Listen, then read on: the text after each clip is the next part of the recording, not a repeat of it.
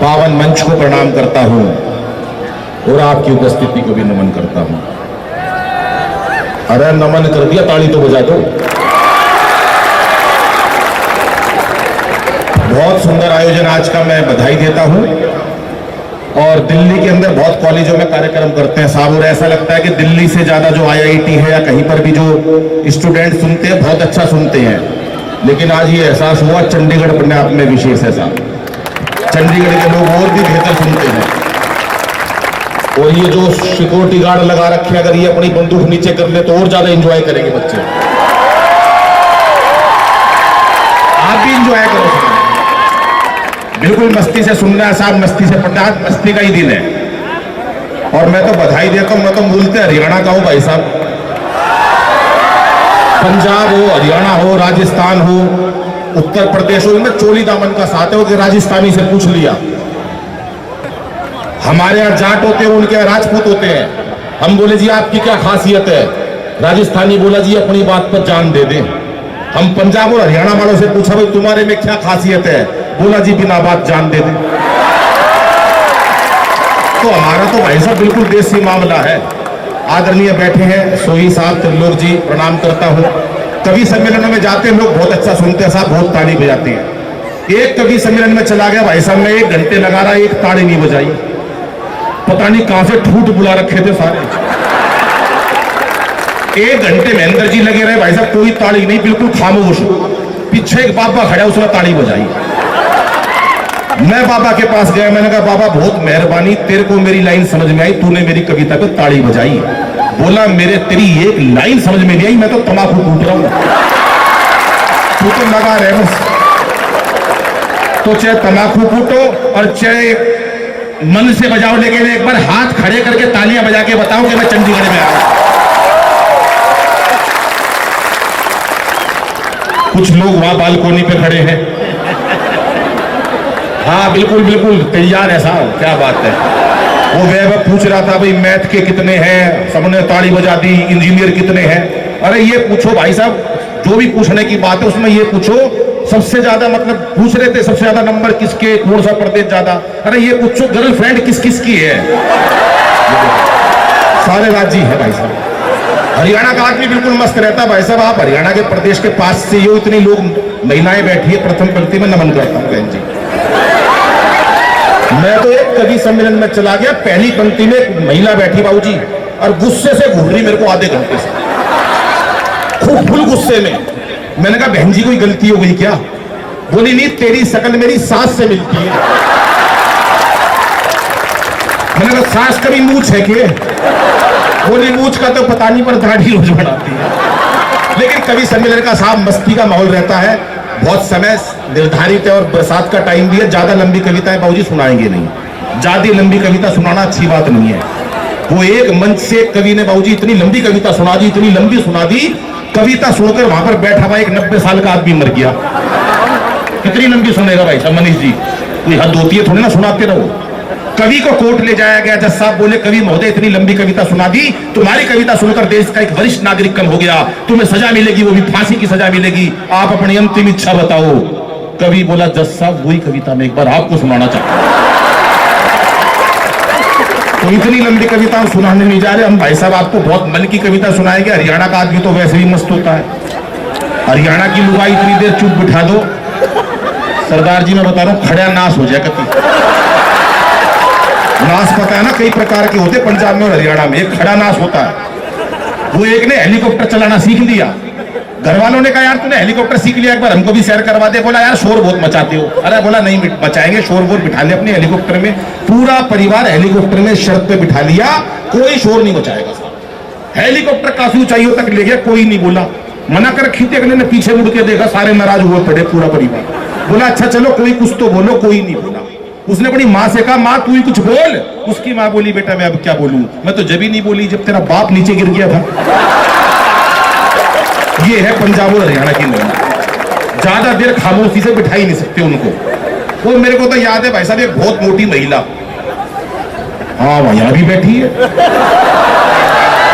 यहां नहीं बैठी, यहां नहीं बैठी। ये मोटी महिला और बैठी हो तो मैं क्यों बताऊं कहां बैठी है, अपना आप सोच ले। मैं यहां बैठी हूं, ये मोटी महिला और भाई साहब मरियल सा पति, सोई साहब 30-40 किलो का पति उसका मुश्किल से।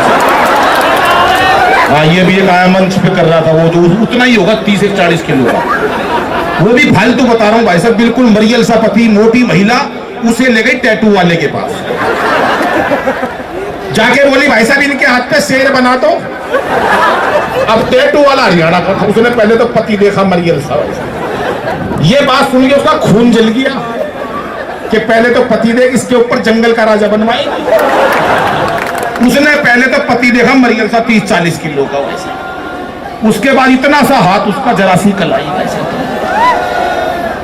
बोला इस पर सांप बढ़ेगा, और ये सांप भी फल वाला नहीं बन सकता, इसके मरावा सांप बनेगा पड़ा हुआ लंबा, और ये सांप तो इसी साल बनवा लियो, नहीं अगले साल केचवा बनाना पड़ेगा। और बोली मेरे हाथ पे, बोला बहन जी तू चाहे पूरा चिड़ियाघर बनवा लो। हरियाणा की मस्ती और पंजाब की मस्ती एक विशेष रहती है साहब, लेकिन आज चेहरों पर तनाव रहता है हमारे, हंसना जैसे हम भूल गए। 4 पंक्तियां पढ़ता हूं कि हंसना हंसाना आदत है मेरी, अपना बनाना आदत है मेरी, लोग तो मुंह फेर के चल देते हैं, आवाज दे के बुलाना आदत है मेरी, आवाज दे के बुलाना। अभी मेरी बात हो रही थी सोई साहब से, हम बहुत अच्छा पढ़ाई करके इंजीनियर बन जाएंगे, डॉक्टर बन जाएंगे, और भी बहुत कुछ जीवन में ऐसा प्राप्त कर लेंगे, लेकिन क्या फायदा उस इंजीनियर का जो वहां पर जाकर नौकरी पे भी ठूठ सा बैठा रहे। पूछेंगे कहां से आया, बोला चंडीगढ़ यूनिवर्सिटी से आया हूं। लेकिन चंडीगढ़ यूनिवर्सिटी का स्टूडेंट ऐसा नहीं निकलना है। सबका चहुमुखी विकास करने के लिए आज का कवि सम्मेलन रखा है कि हम सामाजिक और साहित्यिक संस्कारिक हर एक क्षेत्र में आगे बढ़े, ऐसी चंडीगढ़ यूनिवर्सिटी है। ऐसा मैं आपसे कामना करता हूं कि हर बच्चे के चेहरे पर एक मुस्कुराहट हो, कोई तनाव ना हो। भाई साहब तालियां आप बहुत अच्छी बजा रहे हो, नहीं तो कवि सम्मेलनों में चले जाते सरदार जी। मैं एक कवि सम्मेलन में चला गया, हर आदमी ताली बजा रहा, एक बैठा ठूठ वो नहीं बजा रहा। मैंने कहा भाई तू क्यों नहीं बजा रहा? कह रहा मैं बड़ा आदमी हूं भाई साहब, मैंने तो आदमी रखे हुए। और मैंने कहा ताली बजाने के लिए आदमी टेक लिए। एक कविता सुनाई भाई साहब, सारे हंसे, वो ही नहीं हंसा। मैंने कहा भाई साहब आप क्यों नहीं हंस रहे? बोला बताया था ना बहुत बड़ा आदमी हूं, मैंने आदमी रखे हुए हैं। मैंने कहा अच्छा भाई तूने हर काम के लिए आदमी रखे हुए हैं। 4-5 दिन बाद वो सड़क पर मिल गया। मैंने कहा नमस्ते भाई साहब। बोला नमस्ते। मैंने सुना आपकी शादी हो गई? बोला हाँ। मैंने कहा आप हनीमून पे नहीं गए?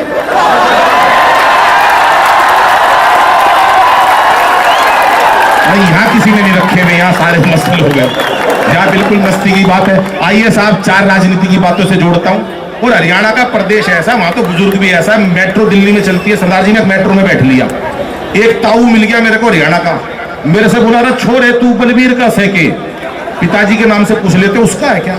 और अब बोला छोरे बलबीर का सैके। मैं बोला ना ताऊ मैं बलबीर का कोनी। उसके कहा चाहे 2 मिनट बाद फिर पूछ लिया। और अब बोला छोरे तू बलबीर का सैके। मैंने कहा ताऊ 3 बार मना कर दी, बलबीर का कोनी। पर भाई साहब उसके कोई चैन नहीं, हरियाणा का बुड्ढा तो ऊट होता। दोबारा फिर पूछने लगा छोरे बलबीर का सैके। मैंने भी गुस्से में कह दी हाँ बलबीर का हूं। बोला होगा भाई बलबीर का, पर तू लागता को गया। तो ये मस्ती का आलम रहता है। एक बार जोरदार तालियां बजाएं, मैं आपको कुछ राजनीतिक छंदों से जोड़ता हूं। कि इस बार मोदी जी की आई सरकार, देखो सबको उम्मीद है कि अच्छे दिन आएंगे। सबको उम्मीद थी कि अच्छे दिन आएंगे, लेकिन पता नहीं आएंगे कि नहीं आएंगे। आएंगे तो अच्छी बात और नहीं आएंगे तो अच्छी बात, लेकिन 4-5 नेता तो खामखाराजी हो रहे हैं कि अच्छे दिन आएंगे। ये लोकसभा के इलेक्शन की बात करता हूं साहब, आप पंक्ति को आनंद लीजिएगा। कि इस बार मोदी जी की आई सरकार, देखो सबको उम्मीद है कि अच्छे दिन आएंगे। और केजरी जी सोच रहे मेरे धरनों के लिए कहीं आलीशान एक चबूतरा बनाएंगे। मैंने कहा भाई चबूतरे का क्या करेगा? बोला जी रोज धरने देने पड़ते हैं, एक अच्छा सा चबूतरा बन जाएगा, मैं तो वहीं विश्राम कर लिया करूंगा, नहीं तो लाल किले जाना पड़ता है। पंक्तियों का आनंद लीजिएगा, 4 पंक्तियां पढ़ता और आपका पूरे सदन का आशीर्वाद चाहूंगा साहब। कि इस बार मोदी जी की आई सरकार, देखो सबको उम्मीद है कि अच्छे दिन आएंगे। और केजरी जी सोच रहे मेरे धरनों के लिए कहीं आलीशान एक चबूतरा बनाएंगे। आडवाणी सोच रहे पीएम तो बने नहीं, आडवाणी सोच रहे पीएम तो बने नहीं, लगता है सीधे राष्ट्रपति ही बनाएंगे। और इस पंक्ति पे आपकी आईक्यू का पता चल जाएगा साहब, जितने लोग उनका आशीर्वाद चाहूंगा। कि आडवाणी सोच रहे पीएम तो बने नहीं, लगता है सीधे राष्ट्रपति ही बनाएंगे। और राहुल जी बोले नहीं कांग्रेस पे भरोसा, लगता है शादी मेरी मोदी जी कराएंगे। ये अच्छी बात है भाई साहब, ऐसा प्रदेश होना चाहिए। नेता विपक्ष का हो तो भी शादी में राजी है। लेकिन कांग्रेस से लोग क्यों नाराज हुए, दिल्ली की राजनीति बताता हूं साहब, 4 पंक्तियों में फिर आपको इतिहास दोहराता हूं कि कांग्रेस ने 65 साल में बड़ा अच्छा काम करा होगा, लेकिन क्यों नाराज हुए, पूरा देश नाराज हुआ कुछ चंद बातों से। 4 पंक्तियों में इतिहास बताता हूं, आपका समर्थन और आपका प्यार चाहूंगा। कि रामदेव को भगाया, याद है भाई साहब, वो रामलीला मैदान से लठ मार मार के, याद है कई लोगों को। अभी मोदी जी ने अपना सूट नीलाम करा, रामदेव जी बोले मैं भी करूंगा। मैंने कहा भैया तुम्हारे पास कौन सा है? बोला वो रामलीला मैदान में पहन के भागा था। मैंने कहा अच्छा ये बताओ रामदेव जी, जिस टाइम आप वहां से भागे निकलकर, तो आपको मीडिया का डर था, पुलिस का डर था, किसका सबसे ज्यादा डर था? बोले मुझे तो यही डर था यार, मैं सूट में निकल रहा हूं, कहीं बाहर निकलकर आसाराम बापू ना मिल जाए। कि रामदेव को भगाया, अन्ना बाबा को सताया, दामिनी का कांड हमें दे रहा दुहाई है। आप याद करो क्यों नाराज हुए लोग। रामदेव को भगाया, अन्ना बाबा को सताया, दामिनी का कांड हमें दे रहा दुहाई है। और देश का किसान रोया, सीमा पे जवान रोया, पीएम की खामोशी भी रास नहीं आई है। देश का किसान रोया, सीमा पे जवान रोया, पीएम की खामोशी भी रास नहीं आई है। और शीर्ष नेताओं ने सदा घटिया बयान दिए, शीर्ष नेताओं ने सदा घटिया बयान दिए। रोज घोटालों ने छवि उनकी गिराई है। और महंगाई ना रोक सके बाकी जो भी वोट बचे, झाड़ू वाली पार्टी ने कर दी सफाई है। दिल्ली में भाई साहब 70 सीटों में से 67 सीटें आई केजरीवाल साहब की। मैंने पूछा उनसे, मैंने कहा 70 सीटों में से साहब 67 आई है, 70 क्यों नहीं आई? बोला यार झाड़ू कितनी भी अच्छी दे लो, थोड़ा बहुत कूड़ा रह ही जाता। स्थिति यहां तक पहुंच गई है। लेकिन पढ़ाई पढ़नी चाहिए साहब मन से। मैं देख रहा हूं यहाँ बच्चे बहुत मन से पढ़ते हैं, बहुत दूर से आए हुए हैं। लेकिन मैं एक संदेश जरूर देता हूं, रखियो यार। अच्छा एक आधा आदमी जरूर बुलाते कवि सम्मेलनों में ऐसा, भाई साहब इसको एक गैस की गोली दे दो, इसका 1 घंटा हो गया चैन नहीं लेगा। कई बार आदरणीय सुनील शर्मा जी ने भी कह ली, या वो अभी देखो मोदी जी ने एक बयान दिया कि ना खाऊंगा और ना खाने दूंगा। मैं एक बात ये पूछ रहा हूं भाई साहब, जब ना खाएगा ना खाने देगा तो फिर ये शौचालय किस लिए बनवा रहे हैं? ये इन लोगों के लिए बनवा रहे जिन्होंने भी आवाज निकाली थी। भैया इन्हें ले जाओ, एक बार करवा लाओ, एक बार जोरदार तालियां बजाए साहब मिलके। मैं आपको हास्य कविता से जोड़ता हूं। बालकोनी वाले का भी विशेष प्यार चाहूंगा साहब। हाँ ये बहुत, अरे इतना प्यार भी ना चाहिए, ये तो खुश हो गए, ज्यादा ही मस्ती में आ ली। देखो मस्ती से पढ़नी चाहिए, जैसे भाई साहब पंजाब का बच्चा पढ़ता, हरियाणा का बच्चा पढ़ता। वो एक का रिजल्ट आ गया, पिताजी ने पूछा भाई तेरा रिजल्ट आया था बेटा, क्या हुआ? अरे बोला होना क्या था, वो सरपंच का छोरा फेल हो गया। बोला मैं तेरी बुझू हूं, तू क्या सरपंच का फेल हो गया? महाराज तेरा क्या हुआ? बोले इससे ज्यादा क्या कहूँ, डॉक्टर का लड़का फेल हो गया। बोला सरपंच का हो गया, डॉक्टर का हो गया, और तेरा क्या हुआ? बोले जो हमारे स्कूल के प्रिंसिपल है उनका बेटा भी फेल हो गया। अरे बोला अपनी बता महाराज तेरा क्या हुआ? बोला फिर पिताजी तू कौन सा प्रधानमंत्री लाग रहा है, तेरा भी निमट लिया। तो ऐसी पढ़ाई मस्ती की साथ मैं इस चंडीगढ़ यूनिवर्सिटी के सभी छात्रों से निवेदन करूंगा कि आप ऐसी पढ़ाई पढ़ें जो देश में अपना नाम ऊंचा हो, इस संस्था का नाम हो और हमारे प्रधान जी का नाम ऊंचा हो। सरदार जी बैठे, मैं प्रणाम करता हूं। मैं बात तो इन पे भी बहुत कुछ कहना चाहता हूं, लेकिन समझ में नहीं आ रहा कहूं क्या नहीं कहूं, क्योंकि बाद में भाई साहब लिफाफा भी लेना और जाना भी इनसे ही है। हाँ जी हाँ, नहीं पर एक बात मेरी इनसे जरूर हुई थी, वो मैं जरूर बताऊंगा, चाहे लिफाफा मिले चाहे ना मिले। पीछे मेरे से इनका फोन आया कि अनिल भाई मेरा स्वास्थ्य ठीक नहीं रहता। मैंने कहा स्वास्थ्य ठीक नहीं रहता साहब, आप सुबह सुबह घूमने चले जाया करो। बोले यार क्या करूं अनिल भाई, आंख ही नहीं खुलती। मैंने कहा जी एक नौकर रख लो। इन्होंने 10,000 रुपए महीने का एक नौकर रख लिया जो सिर्फ जगाएगा 5 बजे। अब इन्होंने वो नौकर रख लिया साहब, ये सोने लगे 9 बजे। भाई साहब नौकर ने इनको से इन्होंने पूछा भाई मैंने तेरे को 10,000 रुपए महीना में रखा हुआ है, कम से कम तू जगाता, मेरे को इसी काम के लिए रखा, तूने जगाया क्यों नहीं? बोला जी मैंने तो आपको जगाया भी था, आप तो घूम के भी आ गए। बोले मैं दुनिया को सिखाता हूं, ये मेरे को सिखा रहा है। मैं कब घूम के आ गया भैया? बोला जी मैंने आपको 5 बजे जगाया था, आपने 1 करवट उधर ली, 1 करवट उधर ली। मैंने सोचा बड़े आदमी इससे ज्यादा क्या घूमते हो। एक बार पूरी कमेटी के लिए तालियां बजाएं साहब, आपको ऐसे शिक्षक मिलेंगे। हास्य व्यंग की कविता भाई साहब कहां से परिवार से मैंने निकाला है उस हास्य व्यंग को। आजकल चुटकुले टिप्पणियों के माध्यम से पूरा देश हंसा रहा है, लेकिन हम कवि हैं और अपना दायित्व पूरा करते हैं। सब टीवी हुआ क्या बात है, पूरे देश ने इस कविता को पसंद किया। मैं आपका ध्यान चाहूंगा और मस्ती के साथ, लेकिन इस कविता से सिर्फ एक बात सीखनी है कि हमको टेंशन नहीं लेनी साहब। टेंशन में नहीं पढ़ना, किसी तनाव में नहीं पढ़ना, मस्ती के साथ पढ़ना है। कविता से आप आश्चर्य लिए और आप सभी आनंद लीजिएगा साहब। कि आजकल के बच्चे गजब ढा रहे हैं, आजकल के बच्चे गजब ढा रहे हैं परीक्षाओं में। भाई साहब पता नहीं क्यों इतने नंबर ला रहे हैं। आजकल के बच्चे गजब ढा रहे हैं परीक्षाओं में, पता नहीं क्यों इतने नंबर ला रहे हैं। हम तो 7-8 भाई थे, पढ़ाई में खूब दिल लगाया करते, तब जाके सबके मिला के 60-70% आया करते पूरे परिवार के। हौसले इतने बुलंद, कभी उदास नहीं हुए। हौसले इतने बुलंद, कभी उदास नहीं हुए। 1 साल में 2 भाइयों से ज्यादा पास नहीं हुए, इतने ही होते थे। घर वालों ने जो पुस्तक एक बार दिलवा दी, बहन जी तो समझ गए, घर वालों ने जो पुस्तक एक बार दिलवा दी, भाई साहब सारी उम्र वही चला दी। छोटे वाला भाई कई ट्यूशने पढ़ा, पूरा जोर लगा लिया, अगली क्लास में नहीं चढ़ा। दरअसल उसे जबरदस्ती स्कूल में डलवा दिया, दरअसल उसे जबरदस्ती स्कूल में डलवा दिया। पहली कक्षा में दाखिल कराया था, 5 साल बाद पहले से उठा लिया, वही पाया उसी बेंच पे। और इस पंक्ति में पूरे सदन का फिर आशीर्वाद चाहूंगा कि 12वीं कक्षा में, देखो मेरा अनुसरण नहीं करना, सिर्फ मेरे से मस्ती सीखनी है कि आपको बिल्कुल तनाव रहित होकर पढ़ना है, लेकिन नंबर बहुत अच्छे लाने हैं। 12वीं कक्षा में मेरे अकेले के प्रथम पंक्ति का विशेष दायित्व रहता है साहब। सबकी तालियां चाहूंगा जितने लोग खड़े हैं। माइक वाला कहां है? हाँ, तेरा भी चाहूंगा आशीर्वाद।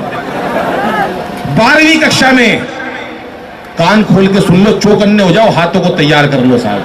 मेरे अकेले के पूरे परिवार में, बाबूजी सरदार जी आप बहुत ध्यान से सुन रहे हो, सुन लो। 12वीं में मेरे अकेले के 33% नंबर आए। ये है खुशी आप लोगों की। मुझे लगा कि मैं चंडीगढ़ में आया हूं। 12वीं में मेरे अकेले के 33% नंबर आए थे। घर वालों ने जश्न मनाए थे। कैसे जश्न मनाए थे सुनो। जब मैं रिजल्ट देखकर घर लौटा तो अद्भुत घड़ी थी। बड़ी बुआ दरवाजे पे आरती का थाल लिए खड़ी थी। कहने लगी बच्चे ने इतिहास रच दिया। और इसी खुशी में सवेरे की सवामनी शाम का भंडारा रख दिया। 33% पे भंडारे होते थे। और पिताजी ने खुशी खुशी में पूरे घर में सफेदी करवा दी कि बेटे के 33 आए हैं।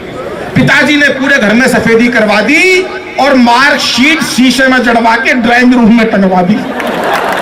रिश्तेदारों को दिखाऊंगा। और कविता का सबसे पावरफुल पंच देता हूं और सबका आशीर्वाद चाहूंगा कि बड़ी अम्मा ने तो यहां तक कह दिया, दादी मां ने तो यहां तक कह दिया कि अब जब तक इस बच्चे की पढ़ाई चलेगी घर में देसी घी की अखंड जोत जलेगी। ये अलग बात है पढ़ाई बीच में ही छुड़वानी पड़ी। सरदार जी 6 महीने से पहले जोत बुझानी पड़ी। लेकिन ना कोई शिकवा ना कोई गिला। दाखिला आखिर कॉरेस्पॉन्डेंस में मिला, क्योंकि हमारे समय में बच्चे पढ़ाई से बिल्कुल नहीं घबराते थे। एक कक्षा में कई साल लगाते थे। और कई बच्चों के तो रिश्ते भी स्कूल के थ्रू आते थे। ये महेंद्र अजनबी जी की शादी स्कूल से ही हुई है कि 6ठी में पढ़ता 24 साल का हो गया। हमारे समय में बच्चे पढ़ाई से बिल्कुल नहीं घबराते थे। एक कक्षा में कई साल लगाते थे। और कई बच्चों के तो रिश्ते भी स्कूल के थ्रू आते थे। और कई बार तो भाई साहब सिलेबस तक एक्सपायर हो जाया करते। कई बार तो सिलेबस तक एक्सपायर हो जाया करते। बच्चे वही पढ़े रहते, सब मास्टर रिटायर हो जाया करते। और जो बच्चे एक कक्षा में कई वर्ष लगा दिया करते उन्हें अगले साल कक्षा का मॉनिटर बना दिया करते। जो बच्चे एक कक्षा में कई वर्ष लगा दिया करते उन्हें अगले साल कक्षा का मॉनिटर बना दिया करते। वही बच्चे आज देश के विजेता बन गए, और उस टाइम के सारे मॉनिटर आज देश के नेता बन गए, और उस टाइम के सारे बच्चे आज देश के उस टाइम के सारे मॉनिटर देश के नेता बन गए। लेकिन आजकल के बच्चे जाने किस तनाव में रहते हैं, आजकल के बच्चे जाने किस तनाव में रहते हैं, हर वक्त एक अभाव में रहते हैं। आजकल के बच्चे जाने किस तनाव में रहते हैं, हर वक्त एक अभाव में रहते हैं। अरे बच्चों का बचपन बस्ते के बोझ तले दब गया, माँ बाप का प्यार कंप्यूटर टीवी व मोबाइल की भेंट चढ़ गया, माँ बाप का प्यार कंप्यूटर टीवी व मोबाइल की भेंट चढ़ गया। धन्यवाद।